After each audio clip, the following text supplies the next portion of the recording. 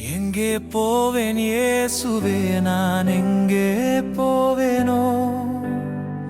உம்மை போல தாங்கும் தோள்கள் எங்கும் இல்லையே. இருள் சூழ்ந்த வாழ்க்கையிலே ஒளியை தேடுகிறேன். ஒளியான இறைவா,